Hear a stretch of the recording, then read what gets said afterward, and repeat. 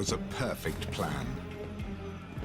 On the night of the 11th of June, 1962, 3 prisoners broke out of Alcatraz.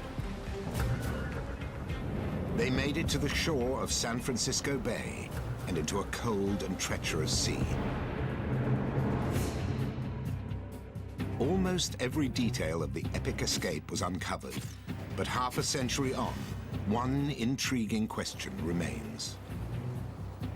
Did they drown in the notorious dark waters of San Francisco Bay, or did they make it out alive?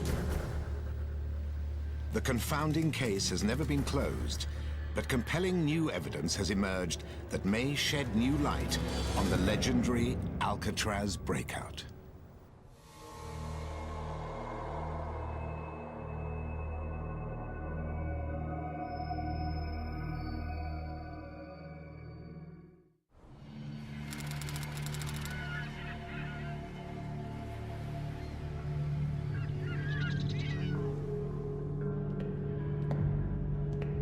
In the prison dubbed the Rock, one fateful night began like any other. Okay, rack 'em. Quiet, orderly.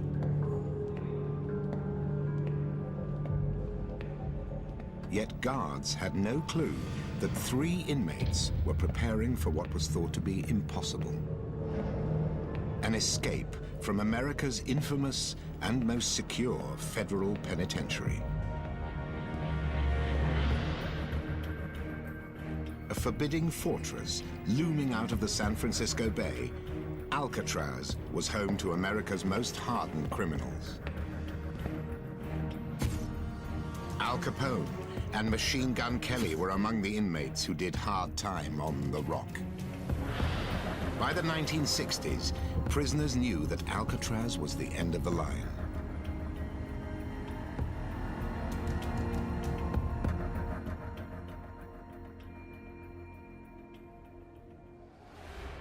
Its walls, floors, and reinforced bars were thought to be escape-proof. Even the name was enough to scare inmates into submission. Former Alcatraz prison guard Pat Marney once skippered the boat that ferried inmates and guards to and from Alcatraz Island. It was the treacherous sea surrounding Alcatraz that made it so formidable. The only sure way to survive a crossing was by boat. But the freezing water of San Francisco Bay was just one of many supposedly impregnable defenses. One guard for every 3 prisoners prowled the corridors inside. Barbed wire and guard towers ringed the cell block outside. Nothing was permitted inside a 200-meter perimeter offshore. Designed to smash the hopes of the most ingenious escape artist, Alcatraz was nicknamed the Rock.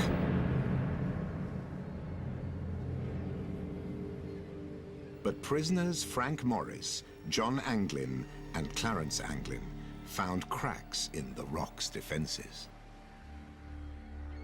Many inmates dreamed of breaking out, but few dared try. Frank Morris and the Anglin brothers were known as lifelong criminals and cunning escape artists. They were sent to the Rock after masterminding dozens of escape attempts at some of America's toughest penitentiaries.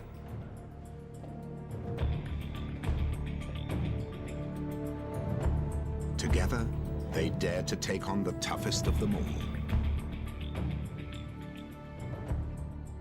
Obsessed with finding a way out, they spotted a critical weakness within the Rock's forbidding walls.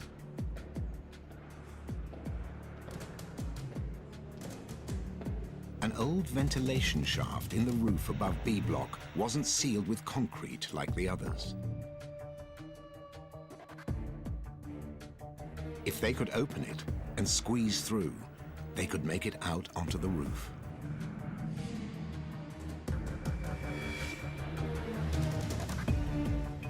But to get to the ventilator, They had to get out of their cells. Apart from the impregnable cell doors, a small rectangular metal grate was the only other way out.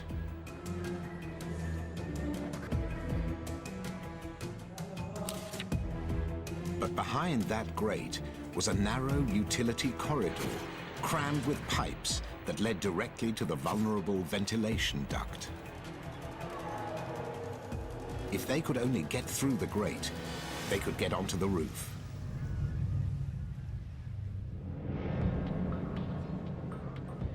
A network of conspirators soon provided the tools they needed.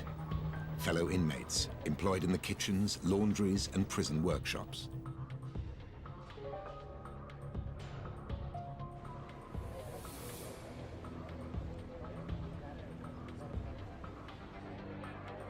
Former inmate Darwin Kuhn claims that when one of the Anglin brothers asked him to help with getting tools, he offered to do anything he could.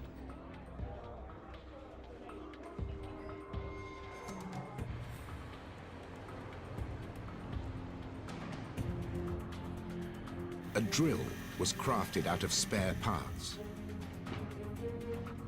Sharpened spoons were used to gouge into the concrete walls.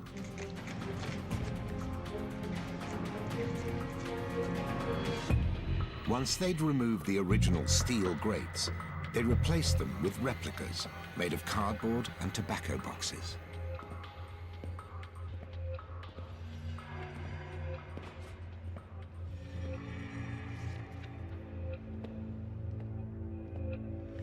It took months to get through to the air vent leading up to the roof.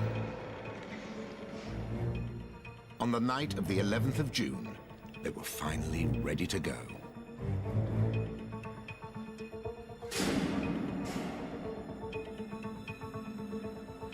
But there was still one critical job to take care of.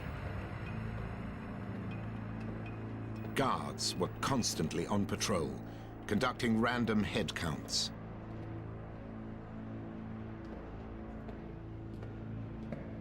An empty bed would soon be spotted.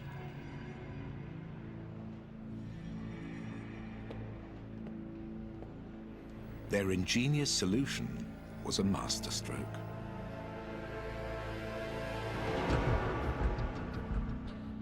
Wire frames, plaster, soap, and real hair were used to craft replicas of their own heads.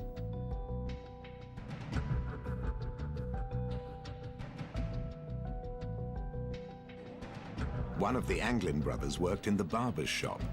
Getting the hair they needed was not a problem. At the allotted time, the dummy heads were put in place, and the three escapees said goodnight to Alcatraz.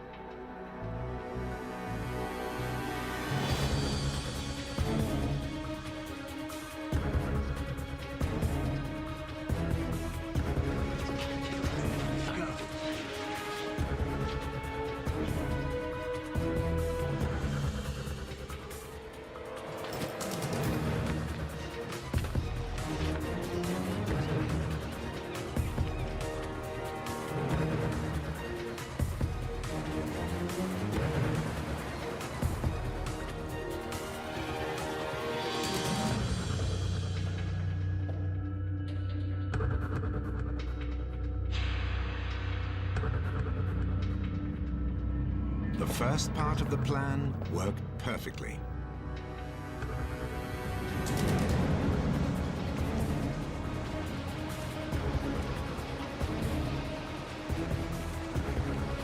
But although they had made it on and off the roof, they faced the most challenging obstacle of all, the chilling waters of San Francisco Bay.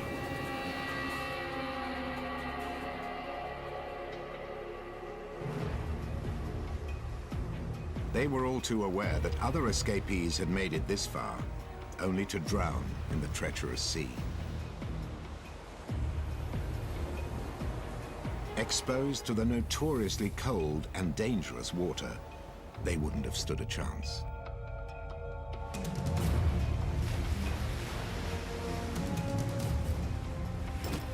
They had planned ahead, somehow procuring life jackets and raincoats they'd stitched together to make an inflatable life raft.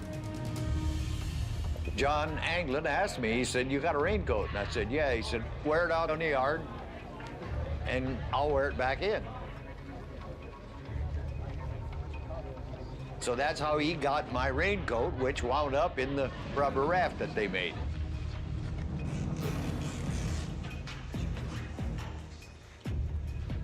It took months of ingenious work and more than 50 rubber raincoats to make the watertight raft.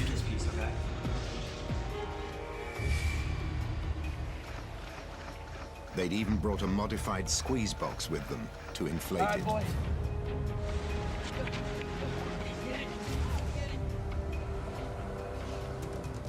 But it was impossible to test the raft beforehand, and a perilous 3-kilometer crossing to the mainland lay ahead of them. If the raft failed, they would have to swim for it, and almost certainly drown.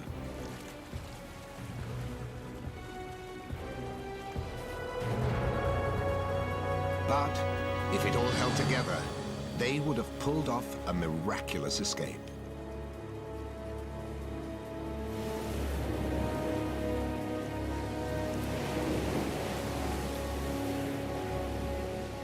When the 3 escapees launched off the rock that June night, they were never seen again.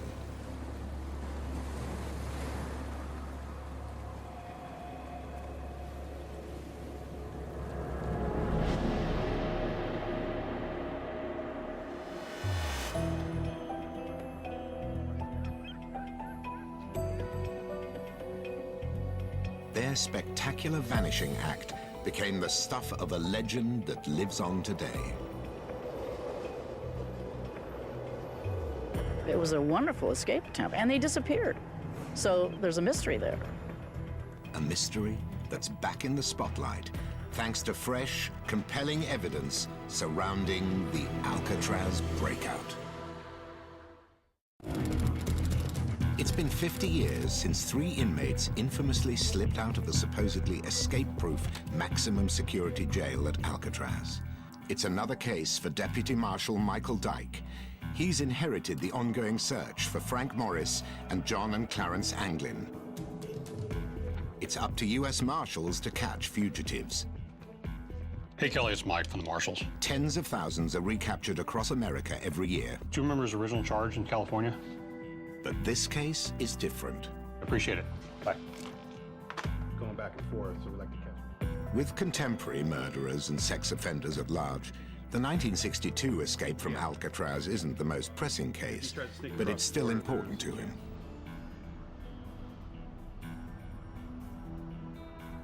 Anytime there's a likelihood that someone's still alive and the case needs to be solved, you should never give up until it's done.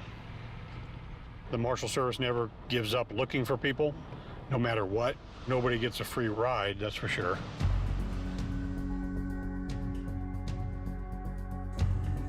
The Deputy Marshal has digitized thousands of old files. He follows any leads from his San Francisco office. Some believe he's chasing ghosts, but Deputy Michael Dyke's meticulous work has shed dramatic new light on the Alcatraz breakout.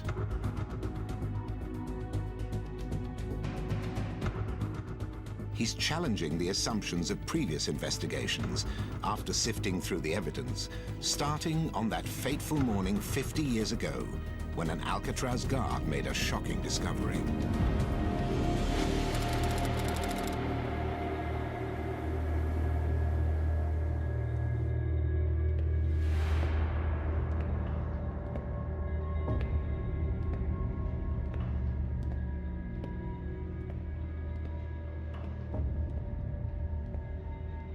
We had a standing count at 7:30 in the morning. Morris. The officer went to wake him by slapping him on the head. The officer jumped back and said, "Oh my God, they cut his head off."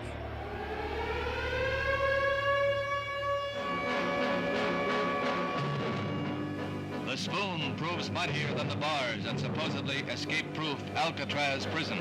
3 bank robbers, Frank Morris and John and Clarence Anglin, scratched their way through grills covering an air vent, climbed a drainage pipe, and disappeared from the forbidding rock in San Francisco Bay. It appears to be the first successful escape in the history of the maximum security prison.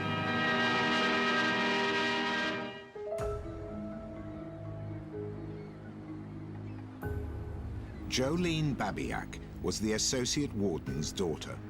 She was asleep in the family quarters when the alarm was raised. Well, my first knowledge of the escape was the siren, which appeared in my dreams. My mother met me on the stairs and she said, "Get dressed, there's been an escape." And my first question was, "Do you think they're still here?" And she said, "Nah, they probably left last night."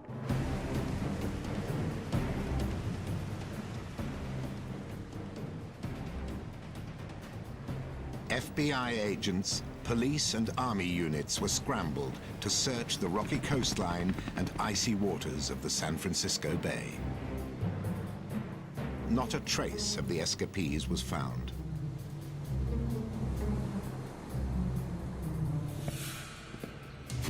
A search of the missing prisoners' cells revealed their route to freedom.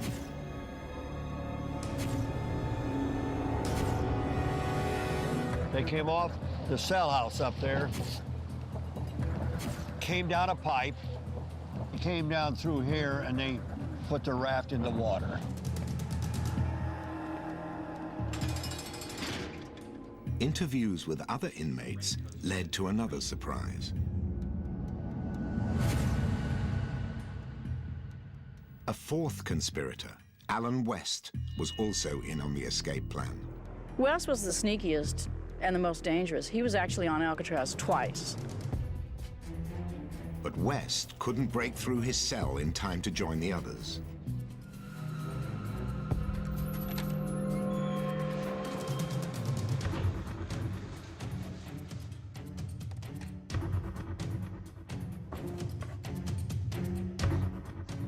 He told FBI agents that the escapees planned to follow an unexpected route. Towards Angel Island, some 3 kilometers north of Alcatraz, then crossing to the mainland to steal a car. That was the plan, to go to Angel Island.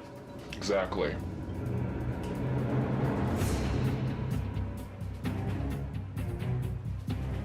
Agents swarmed the area, but the only signs of Frank Morris and the Anglin brothers were a paddle, 2 life jackets, and a small rubber packet containing photographs and notes.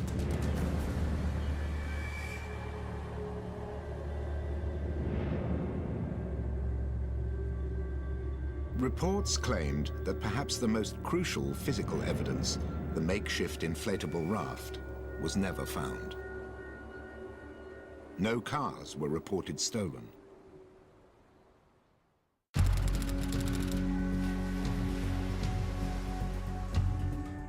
Five weeks later, the FBI received new information. The crew of a Norwegian freighter leaving the bay spotted a body in the water.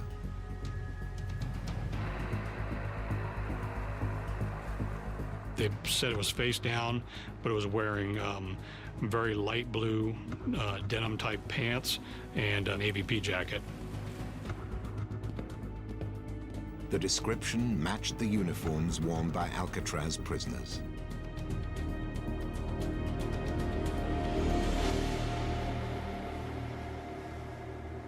This report convinced many investigators that the escapees' raft failed and dumped them into a watery grave.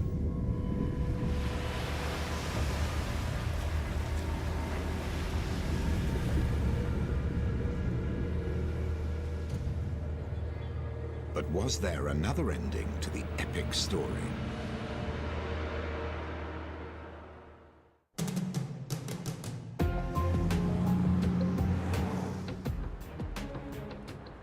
Almost 2 decades later, in 1979, the FBI passed the case on to United States Marshals. America's oldest federal law enforcement agency has been hunting and catching fugitives for more than 2 centuries.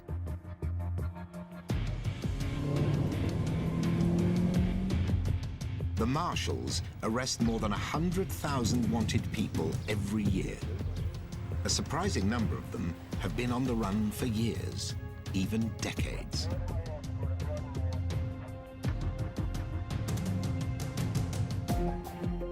But the 50-year-old Alcatraz case is a unique challenge, even for the most determined marshal.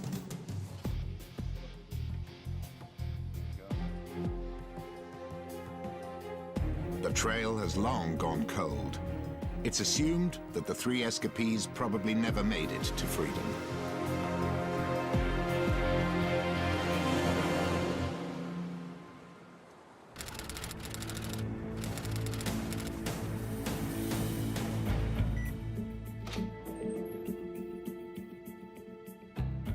Assistant Director of Investigations Michael Earp has tackled hundreds of difficult cases.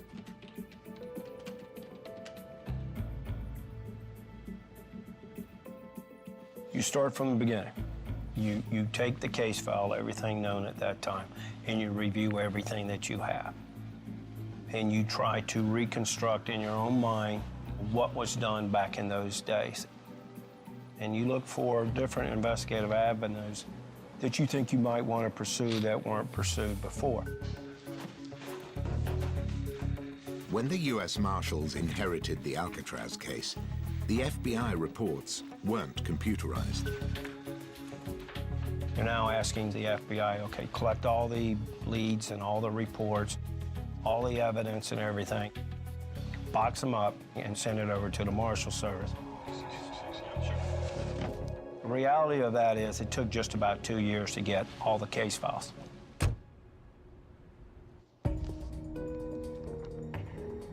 As deputies reviewed the files, one glaring factor stood out. There was no evidence that the fugitives had committed any further crimes. These guys were career criminals. They didn't know anything else but to commit crimes. They commit a big crime, they escape from Alcatraz, and all of a sudden, there's nothing.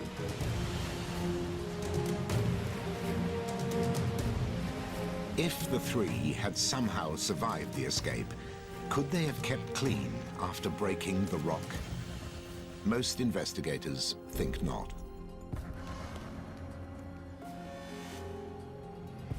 None of them showed up on any new violations. So that told me that these guys aren't around, they're dead. Former Assistant Director Art Roderick also worked the case. For him, the deciding factor is the icy waters of the San Francisco Bay. To fight the tides and the cold water, which to me is probably the thing that did them in. I just think they didn't make it. They drowned in the bay and were swept out to the ocean.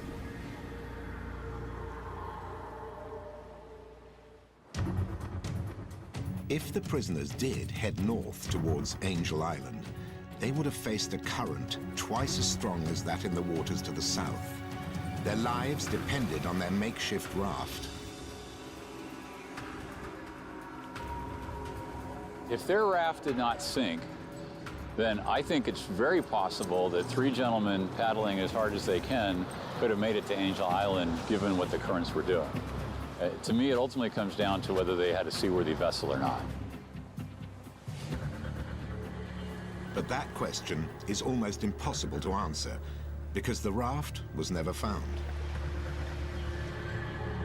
Or was it?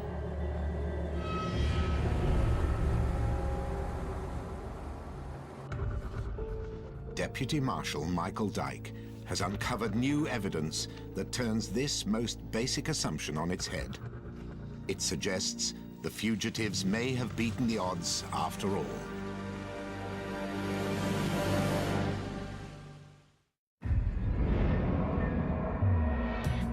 Some 50 years after the infamous Alcatraz breakout, U.S. Marshals combed the massive National Archives in San Francisco.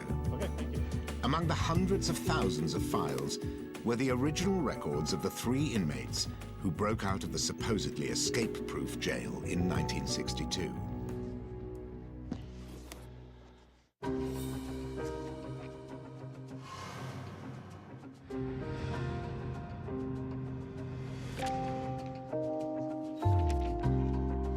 Escapee Frank Morris stood out as a typical tragic case.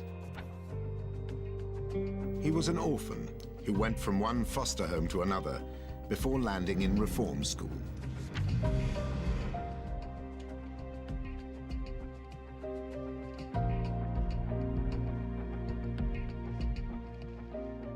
He was just 14 when this mugshot was taken. He had a long criminal record, but Frank Morris was no fool. His IQ score was among the top 3% of the population. The records draw a picture of him as a guy who was above average intelligence, but also liked to get into trouble, probably because he was bored. As he grew older, he settled into a pattern that would define his adult life. Bank heists, armed robberies, and many spells behind bars, interrupted by brazen escapes.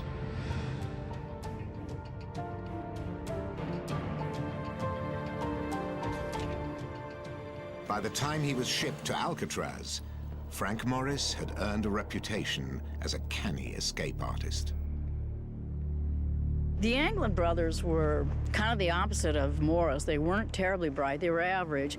One of them had about a 5th grade education and the other one had a 3rd grade education. They were stealing cars, stealing money, breaking into businesses, breaking into residences. They are listed as armed and dangerous as escapees, but there's not a lot of violence in their history.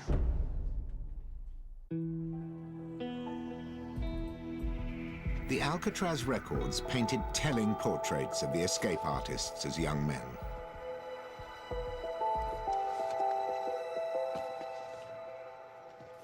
But it was a few documents among the thousands of FBI files that contained a big surprise.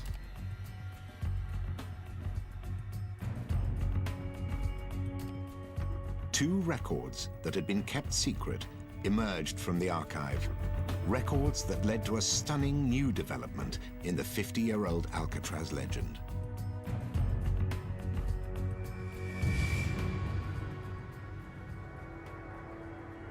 Officials claimed a raft was never found, but just a day after the escape, an FBI record indicated clearly that a raft was recovered from Angel Island.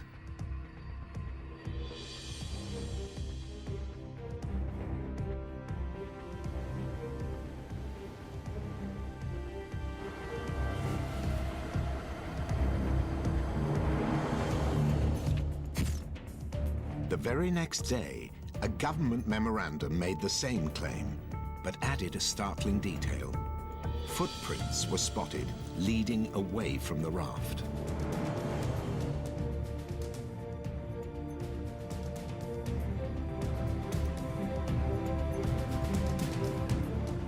But if a raft was recovered, it was never entered into evidence. How that happened and why the documents were buried in the archive remains unknown.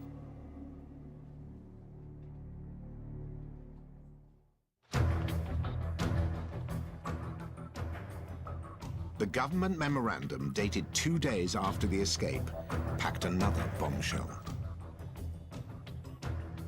It's been long accepted that no cars were reported stolen at the time of the Alcatraz escape, a key argument against the fugitive's survival. But the day after the escape, police departments in the Bay Area were on the lookout for a stolen car.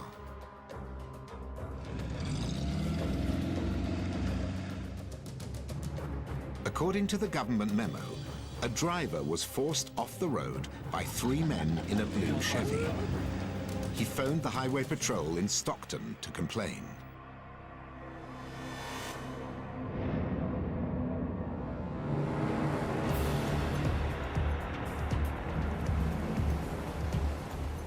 incredible scenario started to become plausible. If the raft held together, the escapees reached Angel Island and made their way over the shallow strait to the mainland. As dawn broke, they stole a car. By the time their empty cells were discovered, they were already racing toward freedom.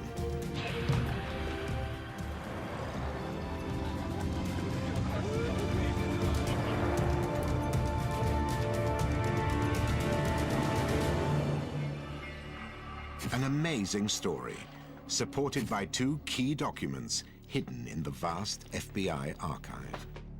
A hunch is a hunch, it's an opinion, and my opinion is that there's a fairly high likelihood that at least 2 of them probably survived.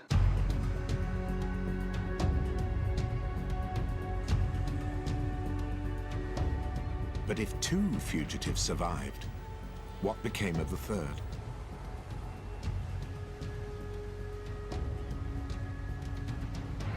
Perhaps it was his body that was spotted by the crew of a Norwegian freighter. They reported a floating corpse in the San Francisco Bay.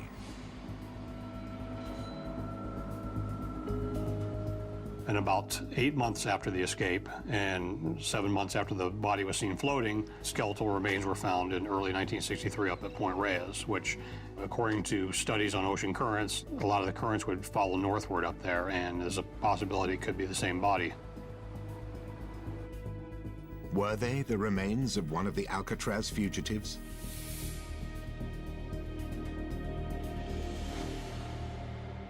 Perhaps DNA testing could answer the question. But first, the bones had to be found. Hey, Debbie. Mike from the Marshals. Deputy Marshal Michael Dyke went to the county coroner's office, where a report was logged in 1963. It said the remains were buried in a local cemetery under the name John Bones Doe.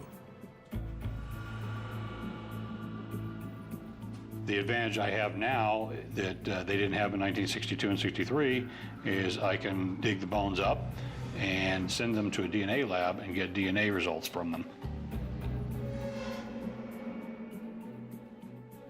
The original coroner's report provided a potential breakthrough. The condition and lengths of the bones were carefully noted by the medical examiner. And those measurements gave the pathologist the conclusion that the person was approximately 67 1/2 inches in height, which just so happens to be the exact height of Frank Morris. The similarity in height was a compelling clue, but there was only one way to be sure if the remains were those of Frank Morris: DNA testing.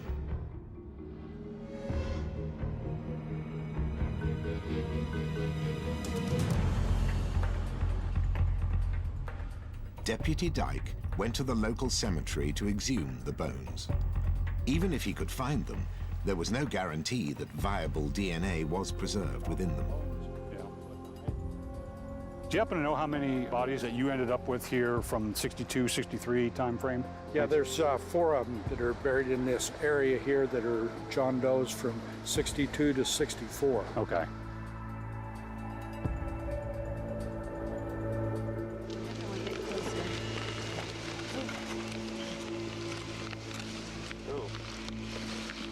There we go. You like the dog. That's what we want. That's one of them. All right. Awesome. Okay.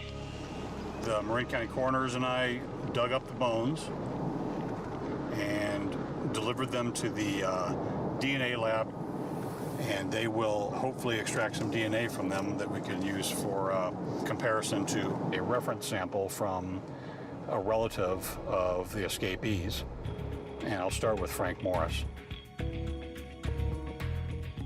He needed a reference sample to determine whether the bones belonged to the highly intelligent escape artist, Frank Morris.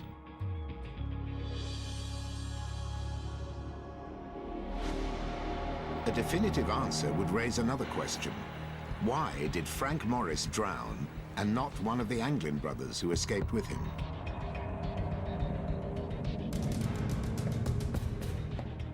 Frank Morris had a reputation as a loner.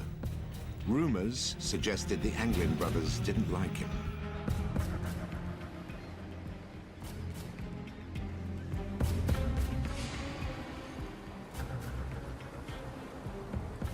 Perhaps as they paddled toward Angel Island, the brothers decided to go it alone.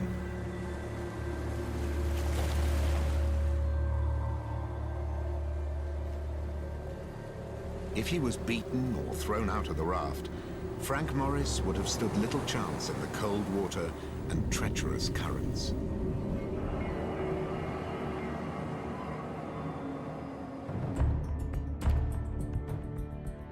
If it was Morris who died, it would explain why most reported sightings were those of the Anglin brothers. They reportedly went to a family funeral, dressed as women.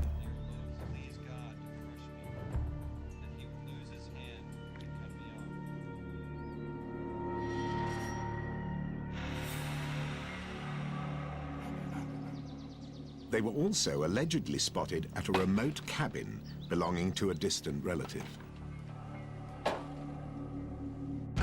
When he was serving in the US Marshals, former Assistant Director Art Roderick received another, more dramatic alleged eyewitness report. We had received probably around a 6-page letter about how this person's relative had picked up the Anglin brothers in San Francisco Bay and had been paid to drive them up to an area in Seattle. The driver got as far as a park on the outskirts of Seattle when he decided to double-cross the infamous Anglin brothers. This person had got it in his head that, hell, I'm going to go ahead and kill these guys, and apparently they had some cash on him and he was going to steal the money.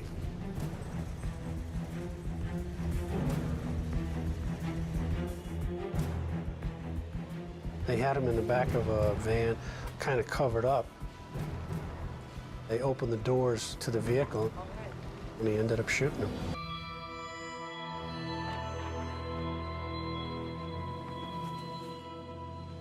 And the story was they buried him right on that spot.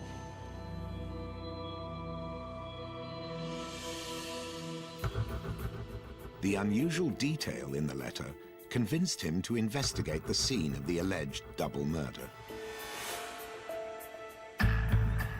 He led a team of deputies to look for the alleged burial site. Following precise directions, they thought they had found the exact location. They started digging, but never found a thing.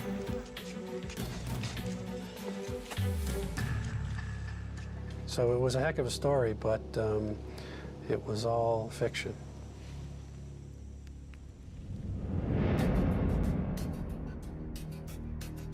Other alleged sightings, fingerprint searches, and surveillance operations failed to solve the mystery of the missing Alcatraz escapees. But what of the exhumed bones suspected to belong to escapee Frank Morris? If DNA testing could confirm they were his, US Marshals could at last account for one fugitive in a 50-year-old manhunt.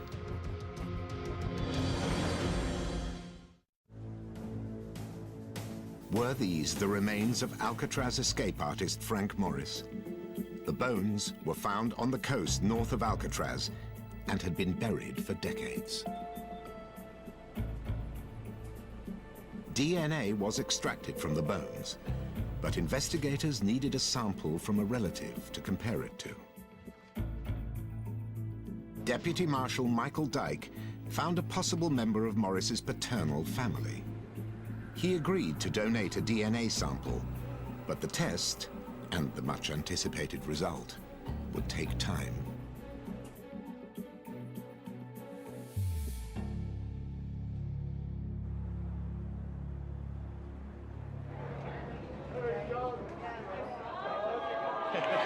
How you doing, Coon? How you doing, Coon? They're great. 5 decades ago, the bars of a prison cell separated inmate Darwin Coon and prison guard Pat Marney. They met again just a few kilometers from Alcatraz. Well, I'm so glad to see you. Yes, yes. Here's to that. And there's not many of us left, is there? No, there's not. It's really getting short. The mystery surrounding the daring Alcatraz breakout escape still intrigued them, but they had different opinions as to the outcome. I'd say there's probably a chance they didn't make it. The water is just, this water here is violent. That's why Alcatraz worked. It was the water. My positive thinking is that John and Clarence Anglin and Frankie Morris, those 3 guys got away. Whatever happened to them, the fact that they made it out of a supposedly escape-proof prison had a far greater impact than they could have imagined. It was a fatal blow to the credibility of the Rock.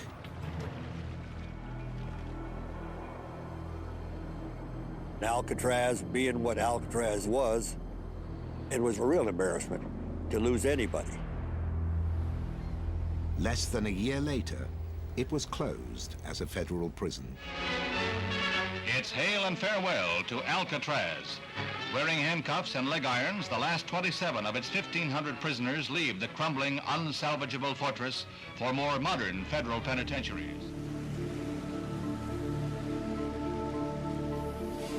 As the once mighty Alcatraz stood empty, 3 inmates remained unaccounted for.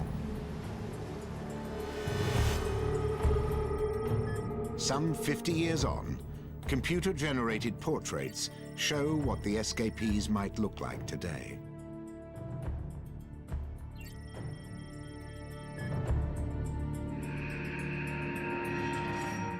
US Marshals won't stop looking for them until they reach the age of 100. In the Marshal Service, we don't close a case until we have absolute proof that we have the subject, dead or alive. But what of the bones, said to be those of escapee Frank Morris?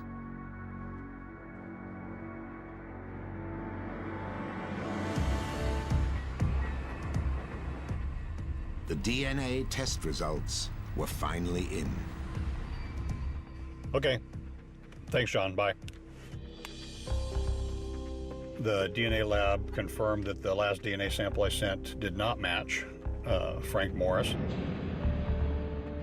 I always assumed that was one of the options, but I was kind of hoping that it would not be because I wanted to close out part of the case. If the bones weren't those of Frank Morris, perhaps they belonged to one of the Anglin brothers. Or perhaps they belonged to another unknown person. If so, it would mean that the 2 key records hidden in the FBI archives were right. That the 3 escapees survived the journey across the bay. That footprints were found leading away from the raft. That a car was stolen, and the 3 men inside were the Alcatraz escapees.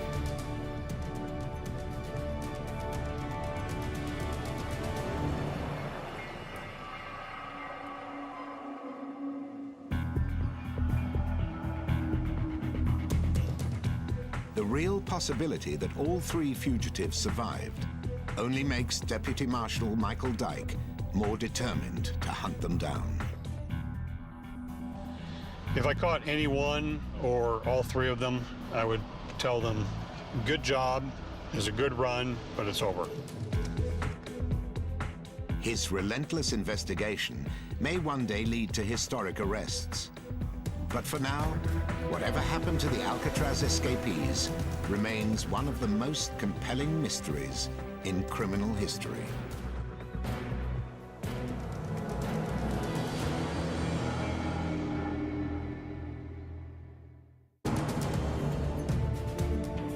Join 2 teams of London breakers as they race to turn scrap into cash in brand new strippers, coming soon. Stay tuned for a stunning Untamed America's premiere.